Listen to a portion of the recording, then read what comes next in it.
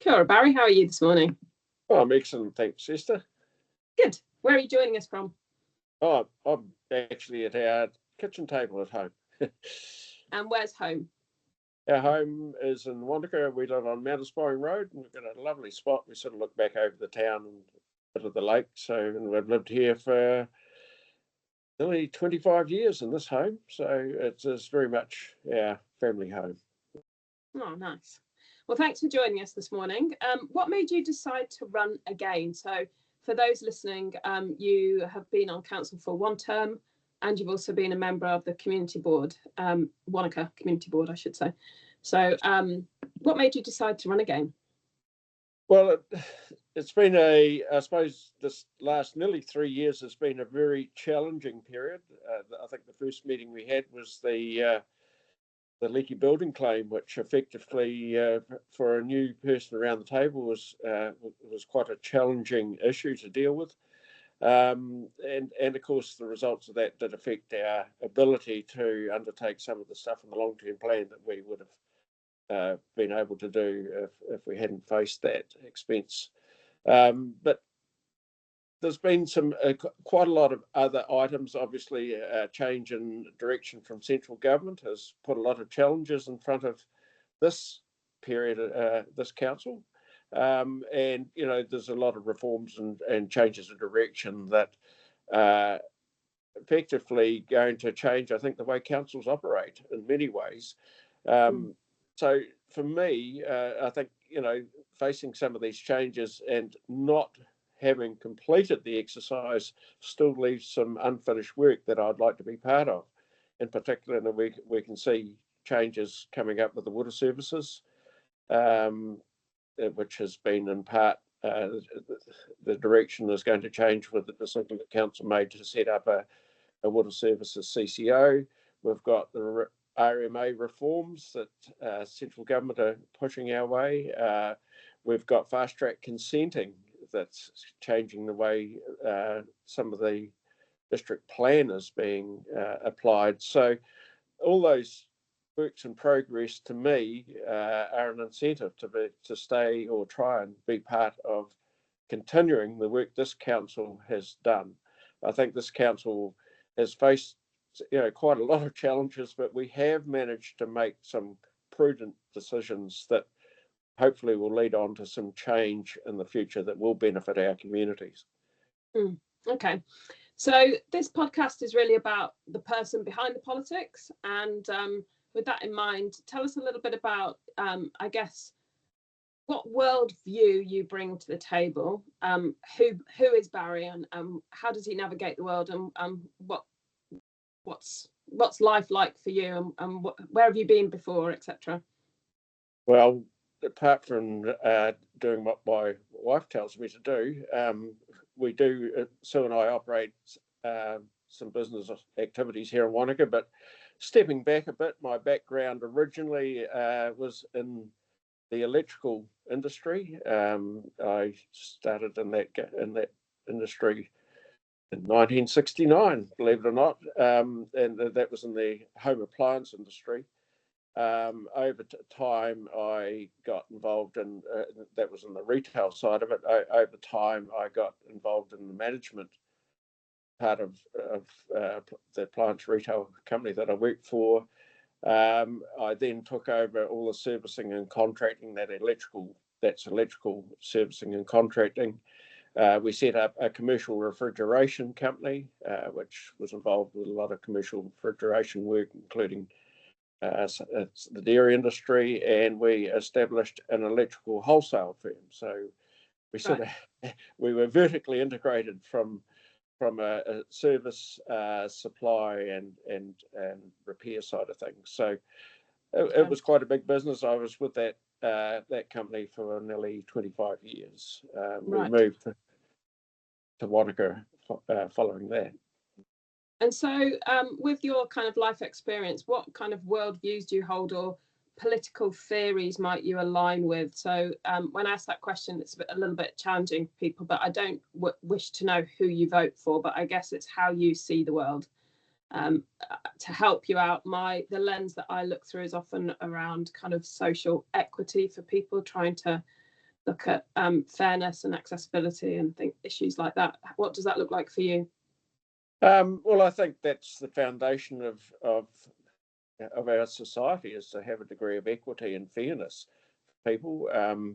I think, I certainly, in some respects, I don't align with any particular philosophy, as it were, but I think from my point of view, we need to have, and first and foremost, we need to have a prosperous community. I think we need to be successful.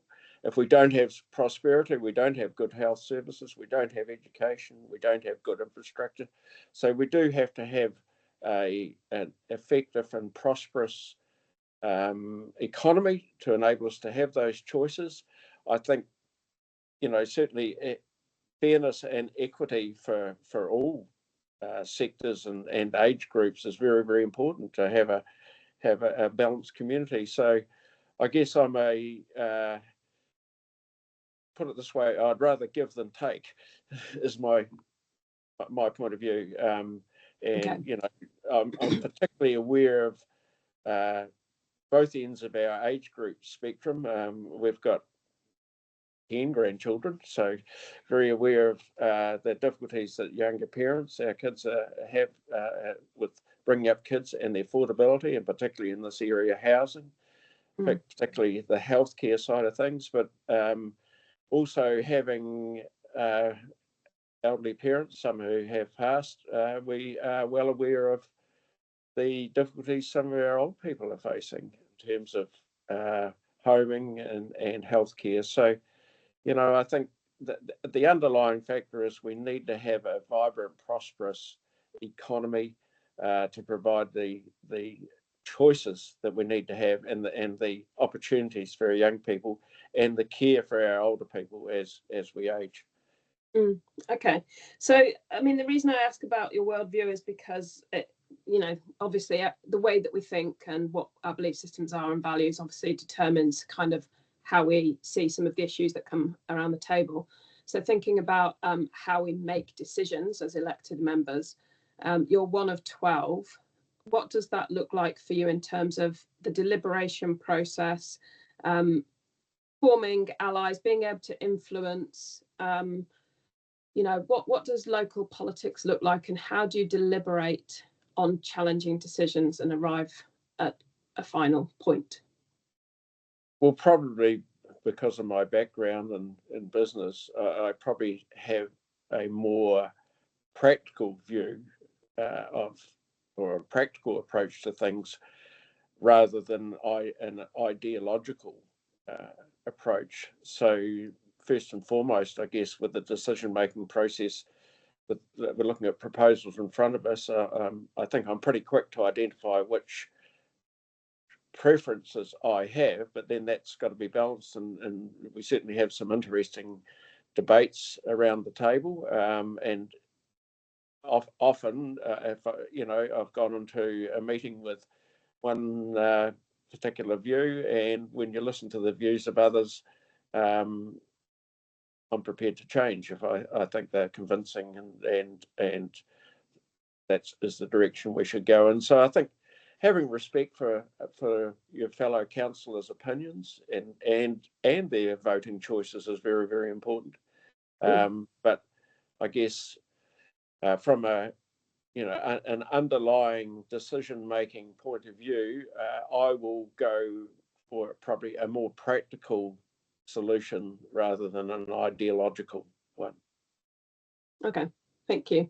And given that we elected members, obviously we work as a council, and the council sets the direction for the organisation. The qualities and characteristics that are important for elected members, I guess, is a subjective view. What do you think are the qualities and characteristics that are important for a mayor? We've got several mayoral candidates. What strengths and qualities are you looking for in any mayor? Strong leadership is important, but empathy and consideration, I think, is very, very an important part of that. I think a mayor by I guess the mere fact of the role is looked upon as a leader. So I think a strong leadership characteristic is very important, but that has to be tempered with empathy. Okay. And to dig into that a little bit, what does strong leadership look like to you? Because I think we all, there's a lot of kind of philosophy about what leadership is. What do you mean by strong leadership?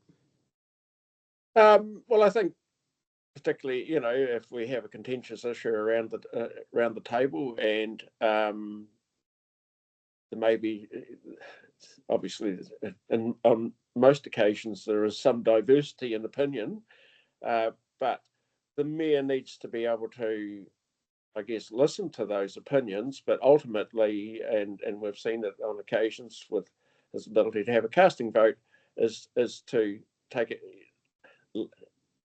make a decision that gives us a definite direction, because we can debate things all day long, or we can leave things on the table and have them addressed at a following meeting, but that often means we just don't get decisions made. So the mayor has to be able to make a decision and take the lead at times. Mostly, the vote and the majority vote indicates the thinking of most people around the table, but on occasions that's not always possible. Okay.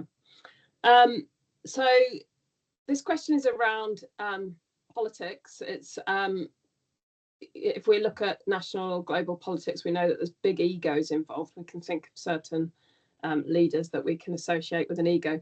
Do you think ego plays any role in local government, and do you have an ego? No, I try not to have an ego. I don't think I'm that way inclined, but some people might read that differently. But look, inevitably, I guess people with strong motivation often do have an ego.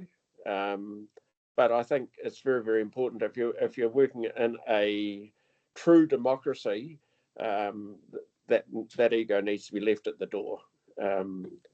But certainly, and we see it globally and some part nationally, but strong-minded people tend to have the motivation and the commitment to take on these roles. So I guess ego is part of that.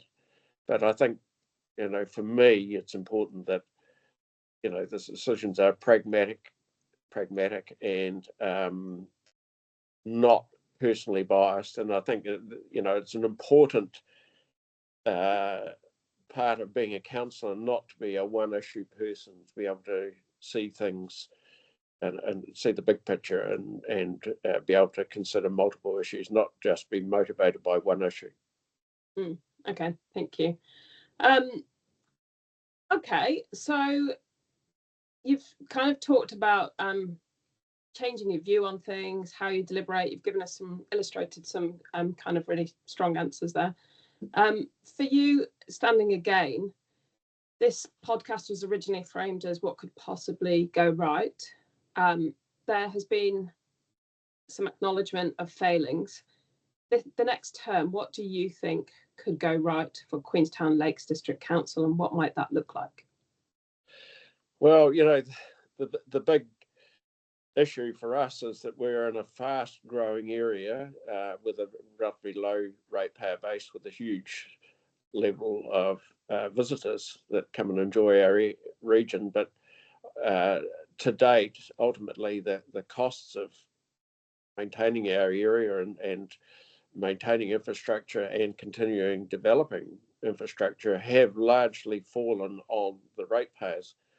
I think part of these changes that I talked about previously is being able to take that pressure off ratepayers and looking at alternative ways of doing things. And, I think the direction we're getting from central government, particularly over the water services thing, definitely gives us a very clear message that we need to think of alternatives and alternative ways of doing things. And that can be in a number of ways. I think, we have huge amount of development going on in the area. We've talked about increasing the development contributions and having growth pay for growth.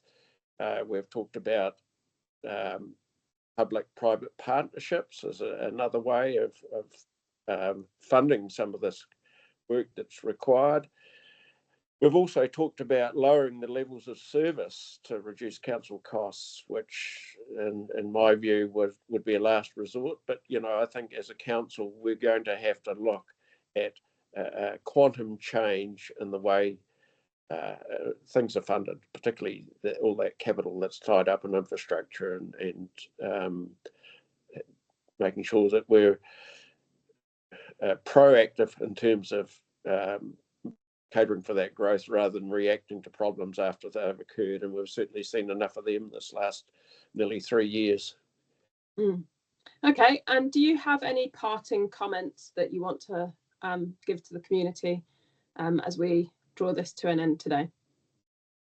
Well, I live here because I want to live here. I've moved here because I love this area. I first visited here in 1975, and as soon as it was my first visit to Wanaka. I had been to Queenstown and Arrowtown when I was a child in the 60s with my grandparents. Loved the area. Always sort of had a desire to move here. Eventually, we were able to make it happen. Our family has grown here. We've got heaps of grandkids. We've got, I can see there's a bright future for them here. I can remember when we first moved here, there wasn't many opportunities for work for young people. Now there is. So, out of growth there is challenges, but out of growth there is also opportunities. So I just want to make sure that we set things on a really good direction for those future generations, and just make sure that that they're not saddled with challenges that have been the result of poor decision making by predecessors. So, I've got a very positive view. I want to make sure we do the right thing. Okay. Well, thank you so much for your time today, Barry. It's great to hear from you, and good luck with your campaigning. Thanks, Esther. Appreciate the opportunity. Thanks. See ya.